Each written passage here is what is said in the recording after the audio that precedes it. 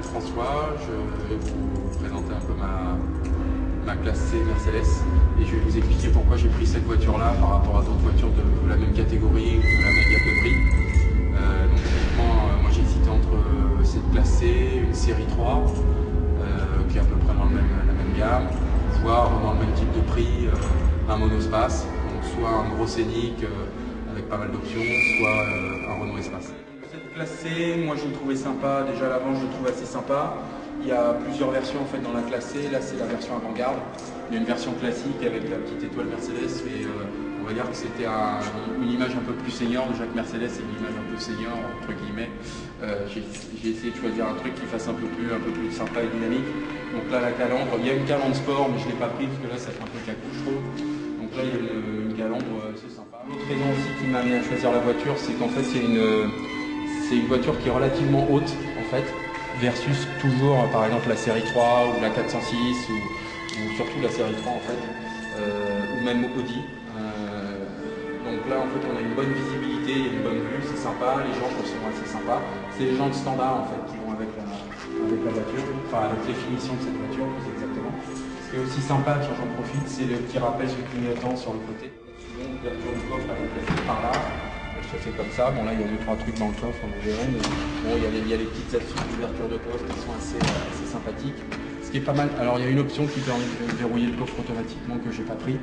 Voilà pour le côté esthétique, moi j'aime bien les barres de toit, je trouve ça pratique, en plus j'ai 2 enfants comme vous le voyez peut-être. Donc on n'est jamais à l'abri d'avoir un coffre de toit à mettre. Là c'est en standard avec les finitions, c'est ultra pratique. À l'intérieur, donc boîte auto standard, c'est pas une boîte auto sport, c'est une option qui existe. C'est un volant avec multi-options, donc capacité de couper le son, etc. Commande vocale ici, qu'est-ce que je peux dire d'autre? Donc là, l'allumage automatique, et puis au centre de l'écran, tout un tas d'indications, l'essence, les kilomètres parcourus, etc.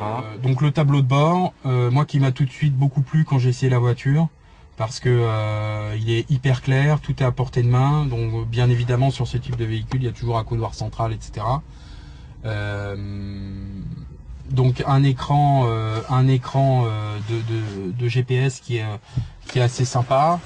Au début le côté escamotable j'ai un peu ça plus sympa parce qu'en plus on peut éventuellement même le faire disparaître, il est escamotable, donc c'est à la limite il y a une certaine discrétion. D'options de sélection très simple, radio, navigation, téléphone, moi j'ai Bluetooth, donc il me suffit de composer mon numéro et puis c'est parti.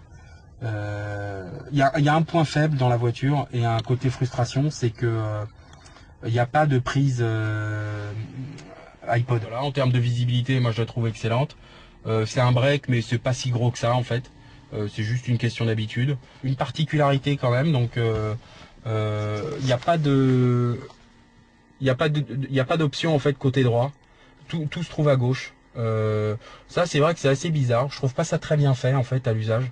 Parce que il y a le petit bouton, enfin la petite, je sais pas comment on appelle ça, l'outil de commande du régulateur limitateur de vitesse est à gauche, au-dessus de la tige de multifonction là qui permet de faire à la fois les essuie-glaces, les clignotants. Donc c'est l'un au-dessus de l'autre. Je vois pas l'intérêt de faire ça. Précision assez pratique mine de rien. C'est le radar de recul avant et arrière. Donc qui chez Mercedes se symbolise par cet écran, ce petit écran là qui est devant. Donc il y a le même derrière mais en l'air qu'on voit dans le rétro. Et en fait il y a des petits boutons qui s'allument de chaque côté plus on se rapproche. Et puis quand on est vraiment près c'est rouge. Le côté négatif à nouveau, mais ça je pense que c'est assez difficile de régler, c'est typiquement vous êtes à l'arrêt au feu rouge, il y a un piéton qui rase votre voiture, votre truc qui se met. L'un des gros atouts de la voiture c'est le silence de l'habitacle. Ça c'est un gros point positif. Il n'y a pas le côté désagréable parfois des diesels qui sonnent un peu lourd. Il y a un son parfois dans l'intérieur. On sent que c'est hyper bien insonorisé. À l'arrière si vous regardez, il y a quand même 2 sièges bébés donc qui se positionnent bien. On a même réussi à mettre quelqu'un au milieu, mais c'est vrai qu'elle n'était pas, elle était plutôt menue comme on dit. Le coffre est assez grand, c'est pas dingue comme coffre. Typiquement à choisir, Pour avoir un plus gros coffre, à mon sens, la meilleure voiture pour ça, c'est la série 5 de BMW. Voilà. Et puis la petite option qui est sympathique, c'est le toit ouvrant. Alors c'est pas le panoramique, il y en a un qui est panoramique, c'est le toit ouvrant simple, qui est pas mal. Autre petit défaut, il s'ouvre automatiquement, donc comme on le voit là, on peut rouler avec une vitesse assez élevée avec ça. Par contre, le truc que je trouve vraiment mal fait, c'est qu'en fait, il y a une capacité pour qu'il se referme automatiquement. Je ne sais comment, j'ai dû appuyer ou faire une mauvaise manip, si bien que maintenant, il se referme plus automatiquement comme vous voyez. Donc voilà, donc c'est une Mercedes classe C 220, donc c'est 170 chevaux modèle avant-garde, donc pack luxe, pack techno. À titre personnel, pour ce budget-là, moi c'est une voiture que je recommande. Je suis assez persuadé qu'il y a une habilité intérieure plus importante que sur une série 3, la 320D, qui doit être le pendant. Globalement, c'est une voiture, enfin je veux dire, on est quand même sur une voiture qui coûte, qui coûte vraiment très cher, quoi. C'est une voiture qui coûte autour de 50 000 euros.